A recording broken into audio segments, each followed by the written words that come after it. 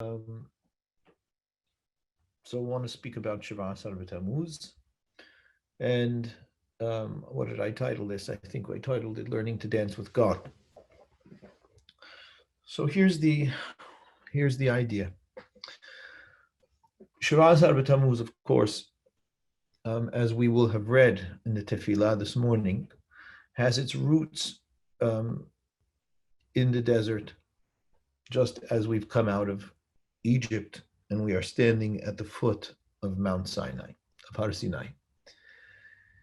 And although we definitely have this, fast because of the breaching of the walls of Yerushalayim and the ultimate destruction of Yerushalayim, the Beit HaMikdash, by Tisha B'Av, that is, according to the Hachamim, a more local or recent occurrence in terms of our position in time, but it is also a symptom of a deeper problem.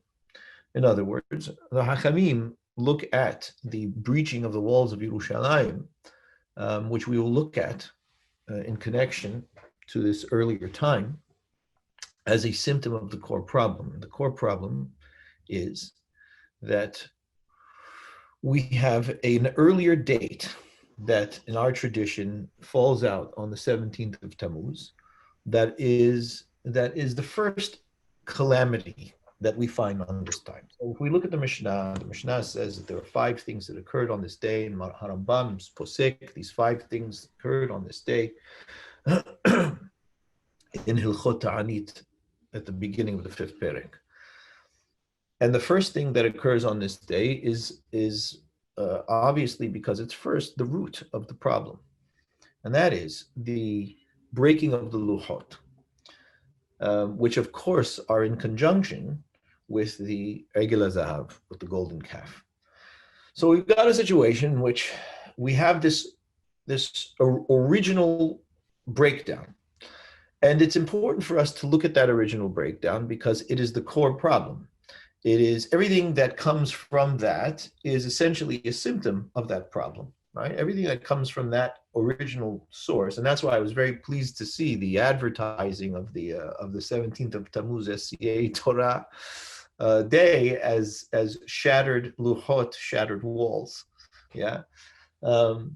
It's not usual that I see that the shattering of the luchot being spoken about on this day, and so I'm very pleased that was recognized in the advertising itself, and people kind of recognized that was the day. So what I want to do is I want to talk about both, but I want to focus more on the shattering of the luchot, because if we look at the development of our history and the development of time as not isolated moments, but as a continual pattern, development, growth, right? Very much in the way that we look at our own lives.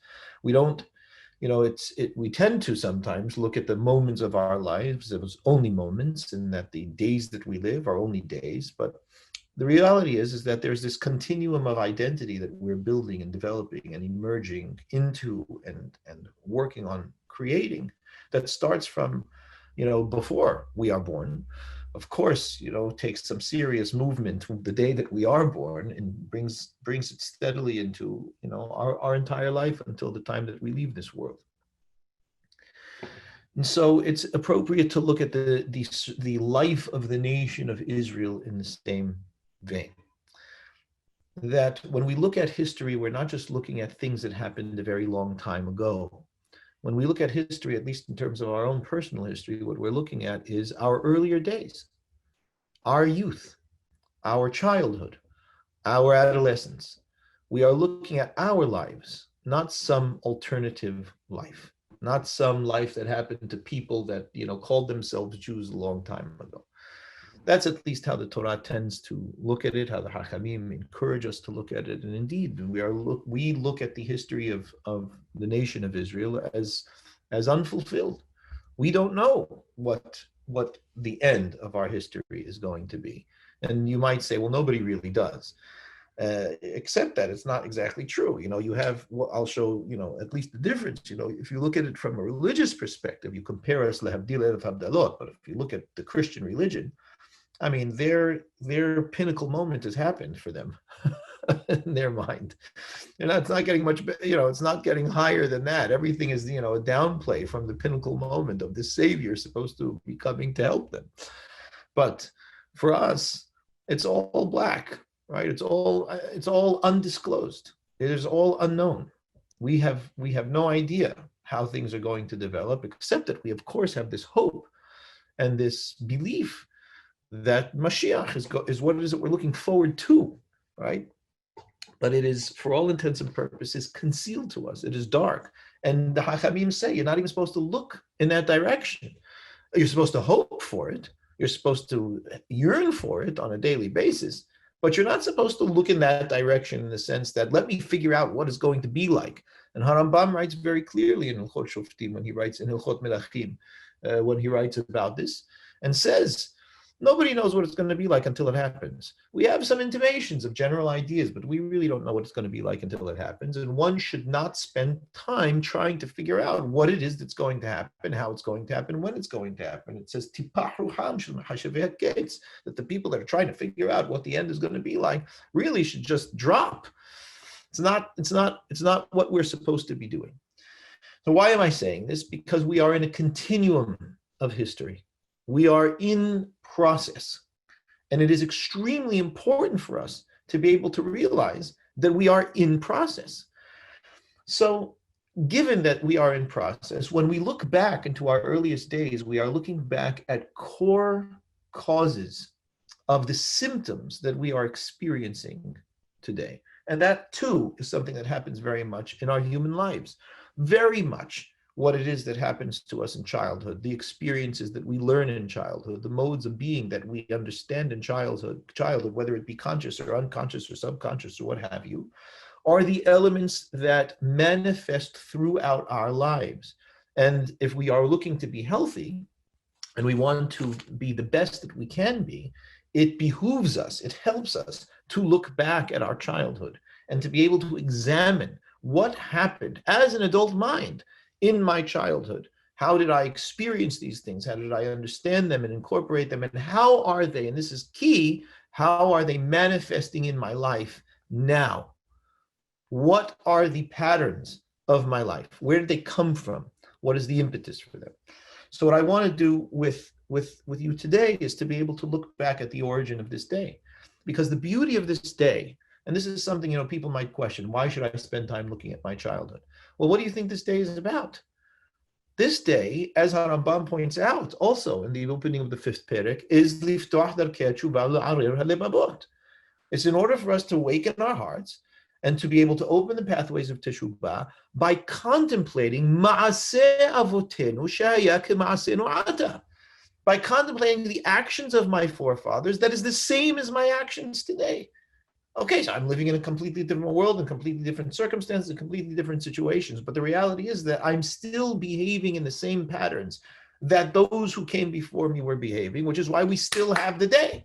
And the meaning of the day, or the value of the day, certainly according to Rambam, is to stop and look back and contemplate what happened and how was I behaving? And how am I behaving like that now? And how am I going to address that this year? And when I say addressal, I don't mean to say solution. I am not saying that we should solve our problems this year. What I'm saying is that what the part of solution that is very important, more important than we often give it credit for, is awareness. In other words, if I want to solve the issues of my behavior, my thinking, my relationships, my life, I need to be able to be aware of why I'm doing what I'm doing. I need to be aware, why am I thinking this way? Why am I behaving this way? Why do I feel this way? Why do I relate to things this way? Why do I act in such a manner? And what we will discover is, as we get on in life, is that with age, we become more and more and more aware of why I'm acting this way, why I'm speaking this way, why I feel this way, why I think this way, why I react to situations in the manner that I do. So it is a process. And what I'm going to do is I'm going to keep moving between the individual and the national. So if we look back, my point is that there's no difference between the national life of the people and the individual lives that we lead. It takes on a very similar pattern. It's just a much broader time frame and spectrum. So what this day is, beautiful day that it is a day in which the Nebi'im say to us, don't eat. And any time that the Nebi'im, the Hachamim, say to us not to eat, it's because they want us to pay attention. Always. That's always the case. So whenever the Hachamim want us to remember something or to pay attention to something, they tell us not to eat. Don't eat before you say Kiddush. Don't eat before you pray Mincha. Don't eat before you count Sefirat Omer. Don't eat before you light the Nerot Hanukkah. Don't eat before you burn the Hametz. Those halakha all over the place, right? And interestingly, in the majority of those situations, in the majority, not all of them, but in the majority of those situations, the halakha is that if you ask somebody to remind you, you can eat. As long as you get something to be able to keep your mind about things. A fast day, obviously, is a much more serious situation. And a fast day includes elements of deprivation, and where I do not allow myself to feel strong and whole and able to conquer the world, and where I realize I'm missing something. That's the first element of it. And in my missing something, I become conscious of the fact that there's something that I've got to pay attention to. So what am I paying attention to today? It's a beautiful day that allows for us to stop, to look back, and to become aware of what is happening to me.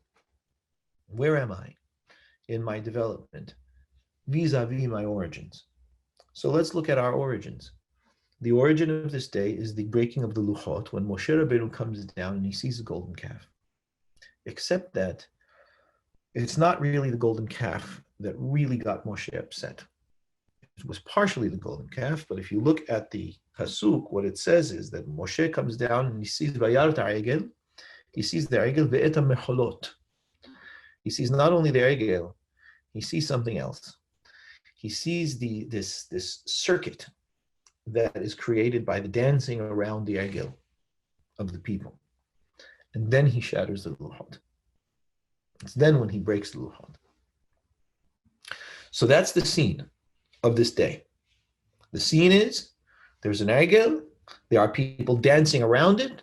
Moshe comes down the mountain, sees this, and shatters the Luchot. This becomes one of the greatest achievements of Moshe's life. This becomes one of the greatest actions of Moshe's life, because as it says in Zot HaBeracha, when we read the very last aspects of Moshe's life, okay, I'll open it for you, just to read it out for you so you can see.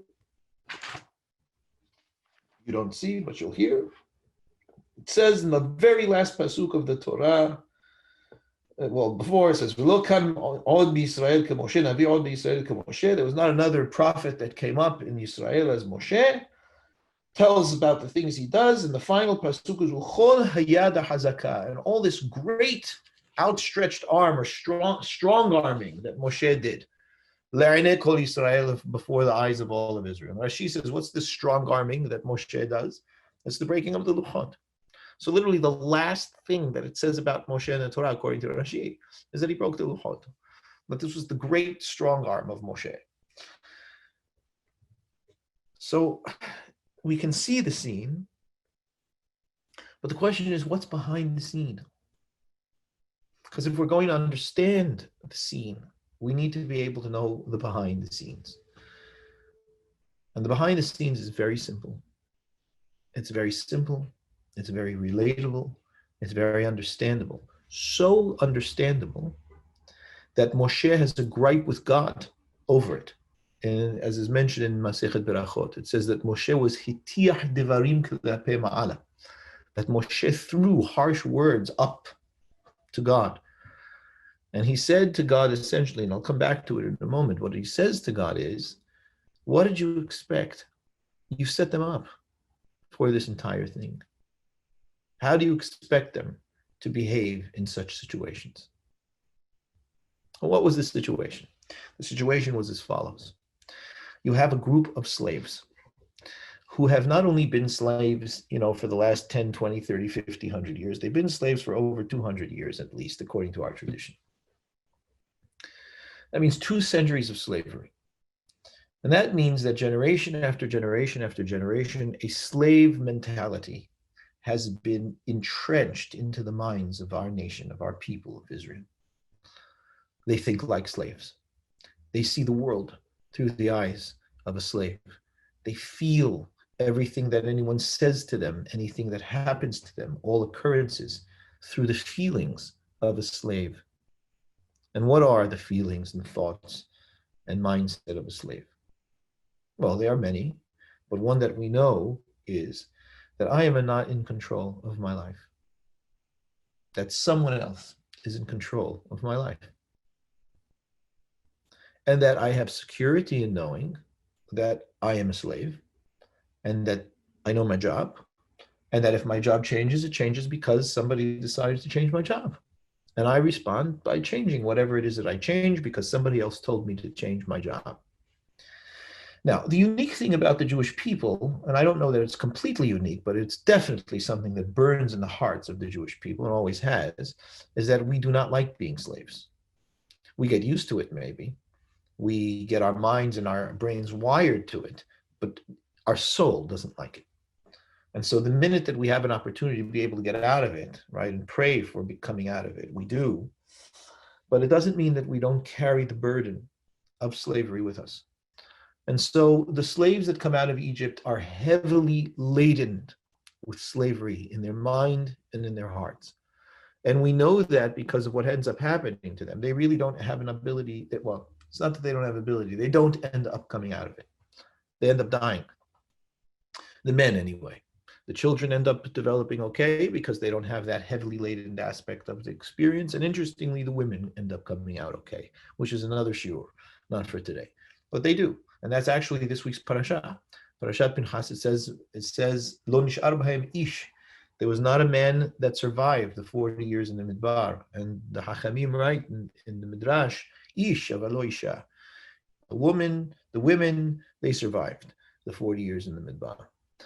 So you have a slave nation here that is dealing with a very, very uncertain exiting of their cage.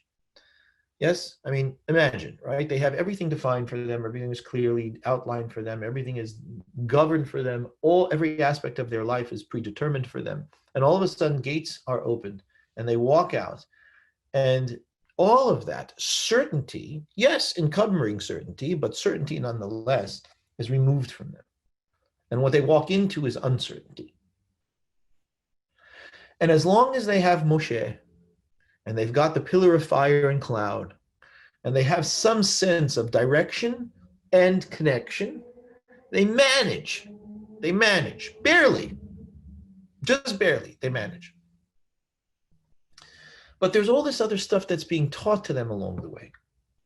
What's being taught to them is that HaKadosh Baruch Hu, that their God loves them and cares for them and will take care of them, and shows not once, not twice, not 3 times, 10 times in Egypt, and then with the miracles coming out, that he is going to take care of them. And that they need to do but one thing: believe it, accept it, trust it. Easier said than done? Yes. But they were informed. They were informed that this is what you need to do. So even by the waters, very early on, right? Sham sam lo chok u'mishpat v'sham nisachu. HaKadosh Baruch Hu teaches them, Im tishma b'kol Adonai Elohecha. Just listen to the Lord your God. Ask for what you need. He will be there. It's their first lesson. It's their first lesson. Ask for what you need. He will be there. And then they're at the foot of Har Sinai. HaKadosh Baruch Hu comes and gives them, the Torah, opens up the Aseret Berot for them. And then Moshe decides, well, not Moshe decides, but Moshe has to go, right? This is what they perceive, right? Moshe says, look, I'm going away for 40 days and 40 nights. I'm going to go receive the Torah with HaKadosh Baruch Hu at the top of the mountain. And he goes and he leaves them. And they're sitting there, these people, slaves, right, who are do not do well with uncertainty, do not do well without some very clear guidance. And yet, Moshe leaves for 40 days and 40 nights at the command of God, right? So HaKadosh Baruch Hu says, you come up, you leave them there, and you stay with me. And I'm going to give you the Torah to be able to bring back to them, right? Now, the astonishing thing is that they manage for 40 days and 40 nights. They actually manage to hold it together for over a month. It's shocking, right? You would think that these people, it should fall apart in 2 or 3 days. But no, they're trying to hold it together. And what ends up happening is it's when it starts to get uncertain, like really uncertain, that they start to lose their footing. Because what happens is, our Mesorah is, they kind of miscalculate the timing. It's kind of like, the 40th day in the morning, or is it noon, or like when is he coming back? Is it evening? What does 40th day mean? Like, where in that 24-hour period is Moshe supposed to come back? So it says, Vayaram ki boshesh Moshe laredet min ha'ar. They saw that Moshe was a little delayed in coming down the mountain. Maybe they had it in their mind that he was supposed to be down by 6 a.m. already, right? But maybe he didn't come down at 6 a.m. It was whatever it was that he came down. He came down. So they see that he's delaying. And it's there. It's that window of uncertainty that is the poison that just throws them. And this is the point that I think is important for us to focus on Shiva Asar BeTamuz. There are many aspects to this occurrence. I want to look at one very specific fundamental aspect to this occurrence, and that is control. Control. What happens with the people in this situation is they find themselves in a very uncertain situation. And what they decide to do in order to be able to manage this situation is to manipulate the situation and control it, so they feel that they are no longer at a loss of abandonment. Don't think that that's not in there. Right? Don't think that that's not in there. Here they have this love from God and Moses and so on, and all of a sudden, everything's quiet for over a month. They don't have secure attachment, these people. They don't know that they're going to be held and taken care of. It is true that HaKadosh Baruch Hu teaches them, I am here, I am here, I am here, I am here, I am here. The same thing happens with regards to the Yam Suf. Same thing happens with regard. This is the issue that they deal with over and over again. I'm here. I'm here. So even when they say outright at Yam Suf before this time, is God with us or isn't he? Kadosh Baruch Hu is not like that. The first response is Amalek. By this time, this is a bit too far, because the people are not allowing for themselves to be able to relinquish, and this is it's ironic, because you would think that slaves will struggle with needing to have control over things, but it's quite the opposite. What happens with a slave who has no sense of actual, real mutual connection, relationship, and love and investment with someone else, right? They've been controlled their whole lives. All they know is control. And so what they do is control, because the only thing that makes them feel like things are okay. So they've been manipulated their entire lives. They've been controlled their entire lives. And that is how they behave. And when HaKadosh Baruch Hu doesn't do that, when HaKadosh Baruch Hu says, I respond, I'm there, I'm in relationship with you, but not manipulative and not controlling, interacting, that they don't know what to do with. They have tremendous problem with it. And so what they do is they literally create their own God in order to be able to have control over their God, over their circumstances, and over their life. And so afraid are they of losing even their own projection, right? Their own creation that they're calling God. They're not creating some other God. Yeah. They're creating the God. This is what they think. They think, I'm creating a stand-in for what we've been told is God. It's very important. It's very subtle, right? It's not that Bnei Israel are creating some other God. They say, Ele Elohecha Yisrael she'alucha me'eretz Mitzrayim. This is the God that took you out of Mitzrayim. They're not creating another God. What they're creating is a Kadosh Baruch Hu. But the problem is that they're creating him. That's the problem. The problem is that they're trying to have control over him. And this is the way that they do it, because that's also what they learn, but this is the way that they do it. So they have this golden calf that is just an image. It's just a symbol. It's just a symbol. It's a symbol for them to be able to have some type of connection. Can we have mute? Can everybody make sure that you're muted, please? Thank you. Thank you. Thank you. They need to have some kind of connection. So they create this golden calf. And in order to be able to ensure that it is protected, right? That nobody's going to take care of this or bother this, is that they worship it and they dance around it. They focus all of their focus in on this central idea that they have made, that they have essentially conjured in order to be able to find some element of security in their tremendously unstable life. So now if we come and bring this back into the individual, right? Because essentially what is it we have to do? Because national rehabilitation occurs in the individuals who make up the nation. And when we live healthy lives, the nation is healthy. And so we have to be able to look at that in terms of ourselves. And we have to wonder, let's pause here and look at this and say, okay, well, what happened here? They had a sense of uncertainty. You know, we're reading the story and we're reading and saying, look, I mean, guys, you could have just waited a few more hours. You know, Moshe said he was coming back in 40 days and 40 nights. HaKadosh Baruch Hu verified that he was coming back in 40 days and 40 nights. Why are you freaking out? Wait a little bit, be patient. Except that we don't do that either. In whichever aspects of our lives, we don't do it. You know, think about whatever aspect of your life you feel insecure about. You feel uncertain about. And then ask yourself, how am I controlling that situation? What am I doing in order to be able to control that situation? To manipulate the situation? And you may at first thought think, no, nothing. I'm not doing anything. I'm stuck. I'm a victim in this situation.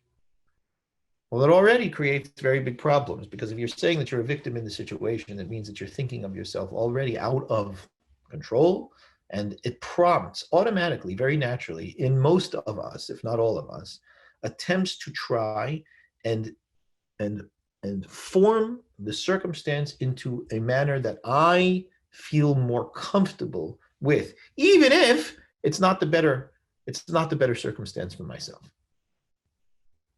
Right? Let's remember the fact that our brains are not wired for truth.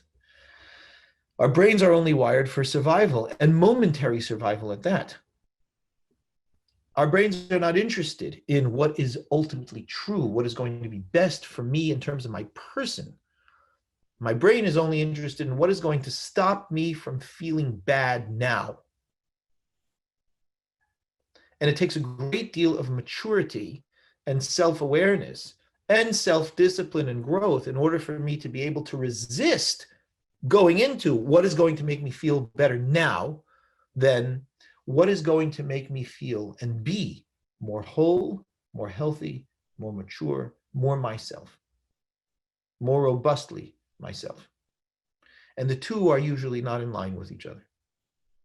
So what Bnei Israel do is they say, in a very primal way, which of course, what would we expect them to do, right? There is definitely an expectation, and we'll talk about it in a minute, for an alternative.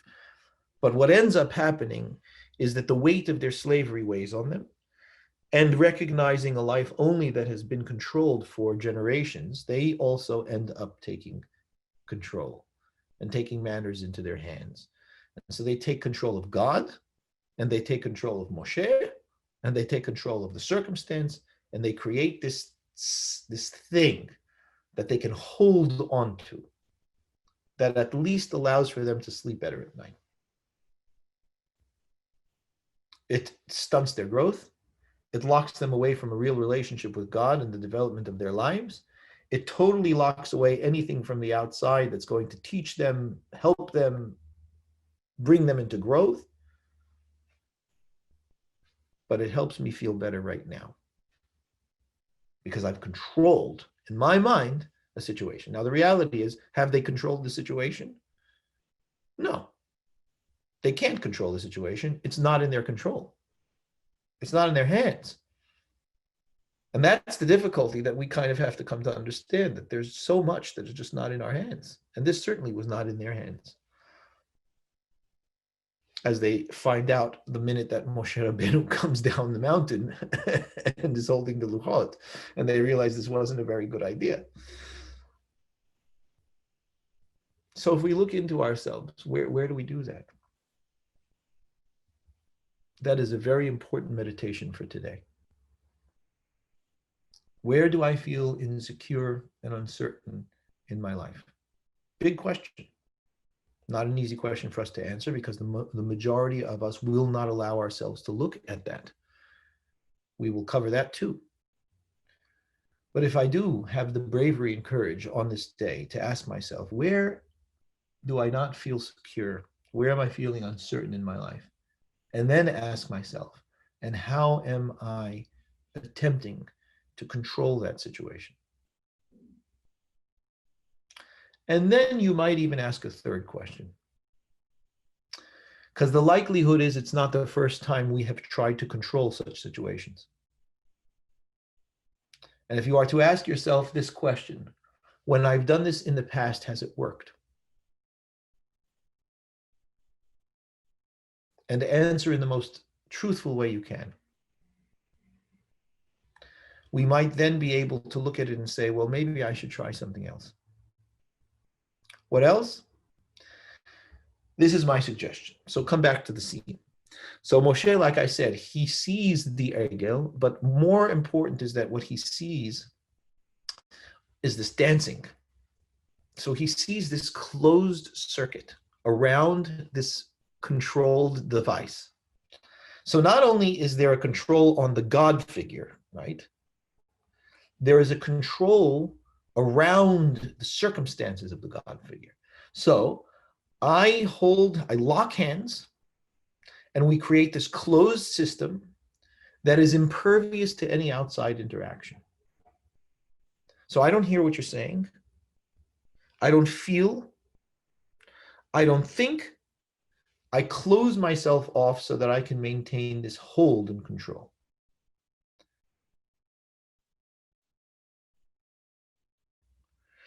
It is a very arrogant area. It's one way that we can label it, right? There is a profound aspect of arrogance around this golden calf, around this closed circuit dance, around this worship of our own creation. And what brings things down to earth again, right, and brings them back into humility again, is the most humble man on the face of the planet. It's Moshe. And this man chooses.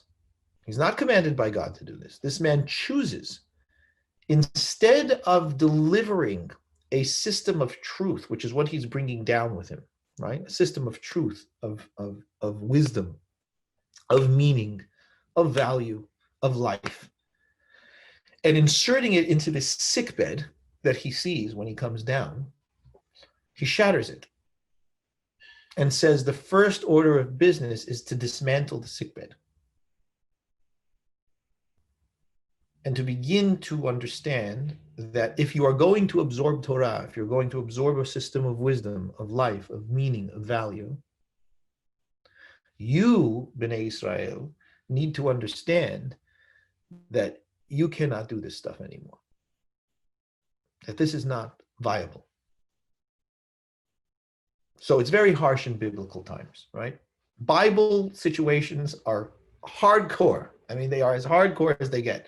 So the way that I always explain it is, if the behavior, right, would lead to your or my demise, right? In other words, if this behavior would lead to my failure in life, or would lead to my falling apart or losing myself and my identity, creating, yeah, you know what I'm talking about, right? If my behavior would lead me to losing myself, if my behavior would lead to losing my life, losing my wholeness, losing my integrity, in the Bible, right, in the Torah stories, especially the Midbar Torah stories, you actually die. There's no like, soft kid gloves and where like room is given for a person to fall apart and die emotionally and spiritually and physically and so on and so on, until they're one step away from actually, breathing it out.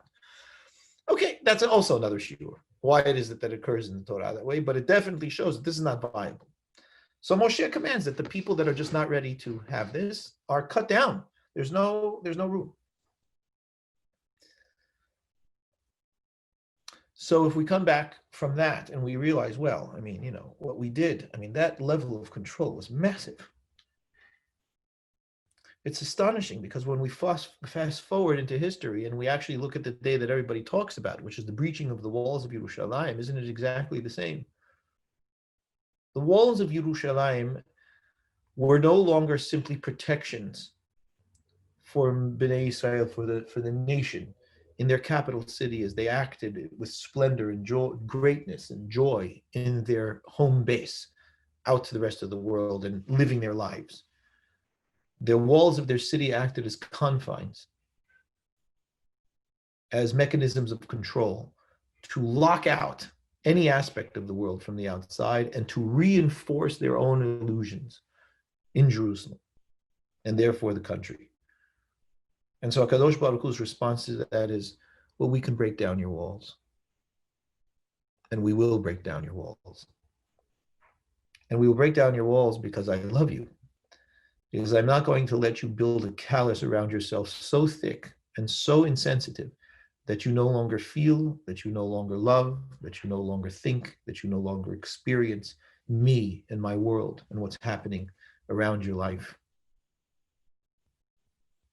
And so that becomes the breaking of the dancing around the Egel is the same as the breaking of the walls of Yerushalayim. And again, if we bring it back to ourselves, where are our walls? What are our circumstances at our borders of ourselves? Are we building walls or are we establishing boundaries? And the two are not the same. Boundaries are porous and adjustable, and they have gentle, clear delineations of where one thing begins and another thing ends. It decides what it lets in and what it lets out. Walls are locking things away. What are we avoiding in our life? What are we isolating ourselves from in our lives? Out of fear, out of uncertainty, out of concern, and fear for so many things.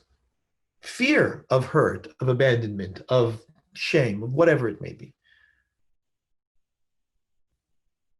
Well, okay, so all of this, I mean, everybody experiences these things on one level or another in their lives, sometimes more intense, sometimes less intense, sometimes strong, sometimes weak. What's the answer?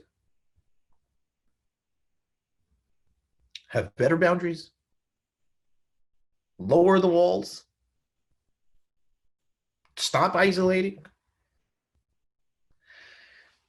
The answer to the entire thing is that you're not the only one in this. The whole lesson of the entire thing from the first day was HaKadosh Baruch Hu saying, I am with you. You're not doing this alone. So what would have happened and should have happened at the point of that golden calf, although it was so early the days, they should have prayed. They should have turned to HaKadosh Baruch Hu and said, Zeh Moshe Aish lo yadanu mehayado. This man Moshe, we don't know what's happened to him, which is exactly what they say, but the response to Zeh Moshe Aish lo yadanu mehayado is, we'll take control. We'll take this into our hands. What do you mean? You've taken control of Moshe? And God, for that matter? Why didn't you ask? Oh, that was so far out of their minds at the time. Ask who? Ask what? The beautiful thing is, and this I mean very, very truly, the beautiful thing is that you and I, we're not there. We've gone through so much since then. And we've matured as a people. And we've had great ones among us teach us. Talk to God. You're not in this alone. one of the greatest among us of all times, King David. He wrote a whole book. We call it Tehillim. And it's so sad and unfortunate because so many people read Tehillim as though it's like this incantation book. If I say these words, everything will be okay. And you know what the sad thing is about that? The words are so beautiful, so meaningful. They say what you want to say in the most exquisite way that you can say it. And we miss it because we just read the words. Look at the Tehillim. If you understand Hebrew, read it. If you don't understand Hebrew, read it in English. You have no excuse. It's all been translated. And there are many beautiful find a translation that you are comfortable, that you like, where the wording sounds nice to you. It's not that far off. What they didn't do at that time was turn to God when they were feeling uncertain. And even Aharon made that mistake. Even Aharon made that mistake. It was a minor one on his part, but Moshe comes down from Har Sinai and he says, Gam va'Aron itanaf Adonai. Kadosh Baruch Hu was really angry at Aharon, and I saved him.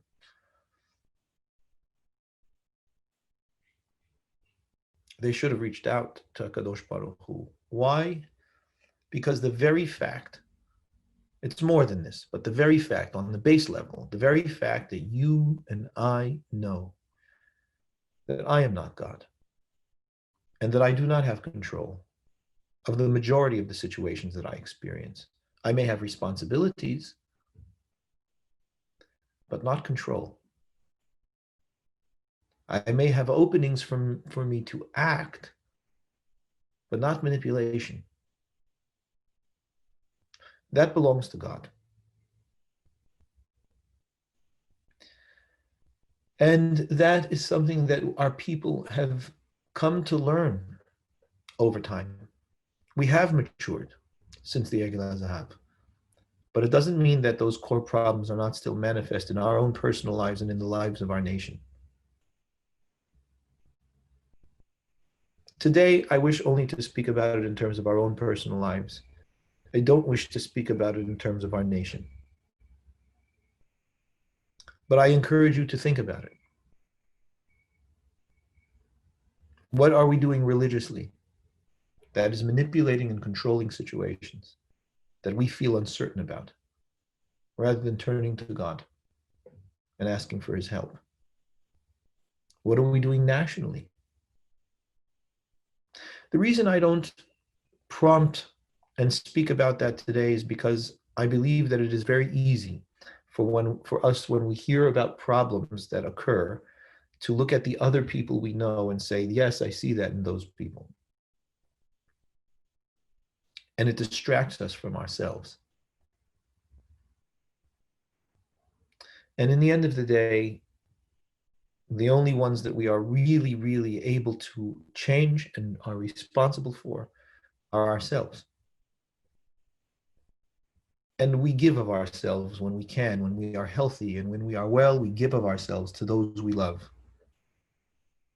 But that also is something that we have to do. If we don't have well standing in ourselves, we're not healthy and strong and integrated in ourselves, we end up bleeding that out into everyone around us. And so what Bnei Israel were supposed to do at that point were to turn to God instead of making a God, instead of controlling a God. They were to ask from God.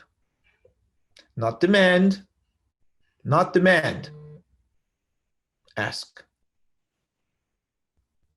And when you ask, leave it with him. Because if you know God, then you know that he hears you. If you've asked truly. The Pasuk says very beautifully, Karov Adonai lechol korav, lechol asher yikra'u be'emet. Kadosh Baruch Hu is close to everyone who calls him. Chol korav, everyone who calls him. It doesn't say the people who learned this much, the people who did such many mitzvot. It doesn't say that. Karov Adonai lechol korav. God is close to everyone who calls him. Lechol asher yikra'u be'emet. To anyone who genuinely calls to him. What does that mean? That means you are genuinely asking for his help as though he is an other out there, greater than you, more capable than you, more powerful than you, more able than you. It doesn't mean that you are demanding from him, that you are forcing him, that you are insisting, that you are trying to convince him that this is what you need, that you're trying to get him to see it your way. That's not koreo be'emet. That's not calling him truthfully. Calling him truthfully is Rabbono shel Olam, I ask of you this. And you leave it with him. You leave it with him.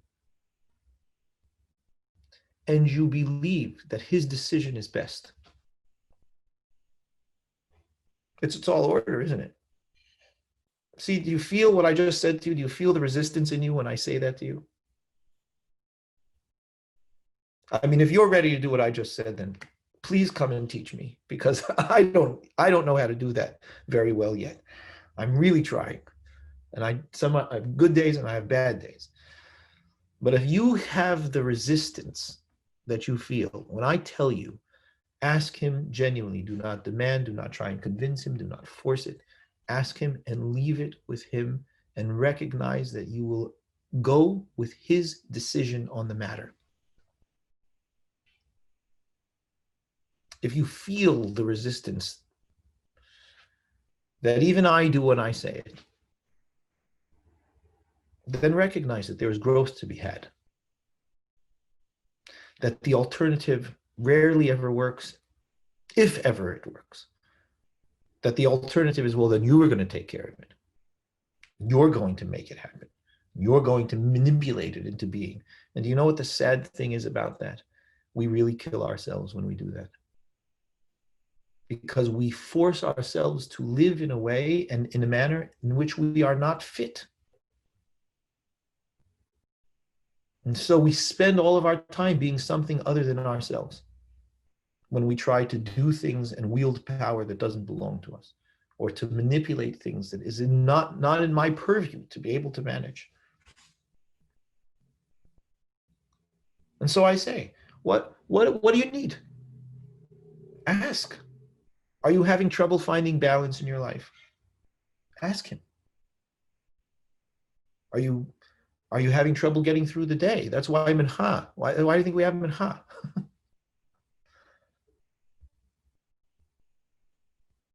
The morning didn't go so well. Are you having trouble getting through the day? Literally, the Mishnah Berurah writes this. Mishnah Berurah says you have mincha because how could it be that you woke up in the morning, you got through the first 6 hours of the day, and you don't have issues that you have to address with God? You're having trouble with a relationship? Ask.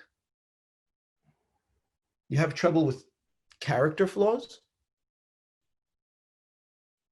You need help addressing them? Ask.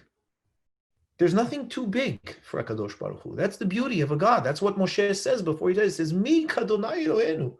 Who is like our God? Bechol korenu elav. In every way that we call him.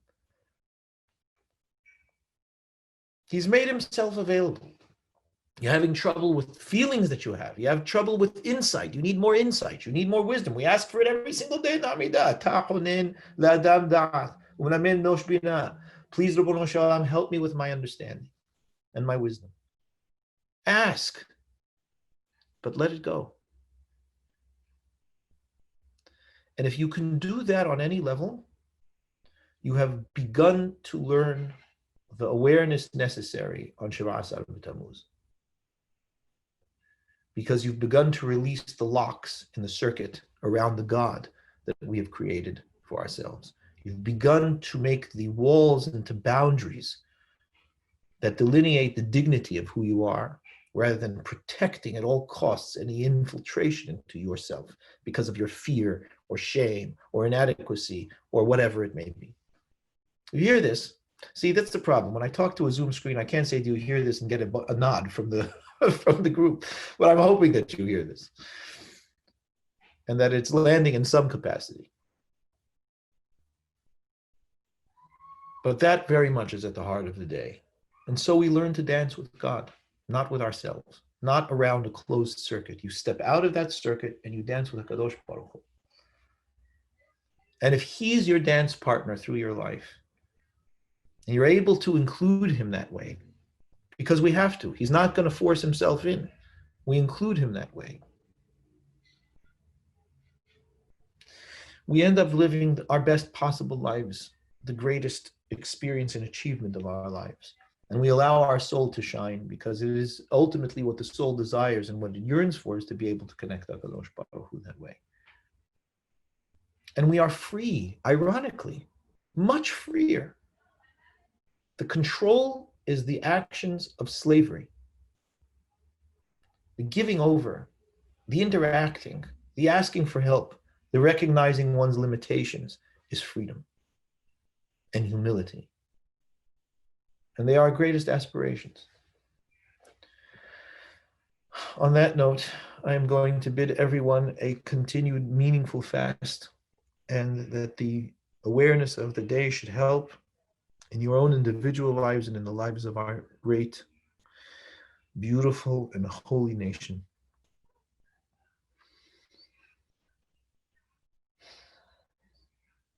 And that HaKadosh Baruch Hu should protect and keep us all. And with that, I bid you a Shabbat Shalom and a good day.